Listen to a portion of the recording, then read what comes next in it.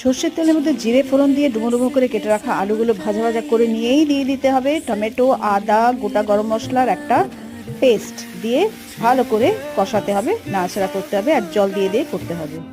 এবারে এখানে আগের থেকে সারা রাত ধরে ভিজিয়ে রাখা কাবলি চানা গুলোতে নুন, হলুদ আর একটু সর্ষের তেল দিয়ে ভালো করে হুইসেল দিয়ে নিতে হবে 5 থেকে 6টা। দিয়ে দিলে তারপরে ওটা খুলে স্টিমটা বেরিয়ে যাওয়ার পরে ওটাতে দিয়ে দিতে হবে ভাজা মশলার গুঁড়ো আর চাট মশলা আর তার সাথে একটু হিং। এখানে আগের থেকে ধনেপাতা কুচিয়ে নিয়েছি আমি আর কাঁচা লঙ্কা রেখে দিয়েছি 4টে। আর এবারে হচ্ছে যে চানা মশলাটা কড়াইয়ের মধ্যে ঢেলে দিয়ে ভালো করে নাড়াচাড়া করে ধনেপাতা কাঁচা লঙ্কাগুলোও দিয়ে দিতে হবে, পরিমাণ মতন মিষ্টি অ্যাডজাস্ট করে দিতে হবে, নুন যা দেওয়ার দিয়ে স্বাদ মতন দিয়ে ঢাকা চাপা দিয়ে যতটা জল শুকিয়ে গেলেই হয়ে যাবে চানা মশলা রেডি। ভগবানকে লুচির সঙ্গে ভোগ নিবেদন করে দাও। হরে কৃষ্ণ।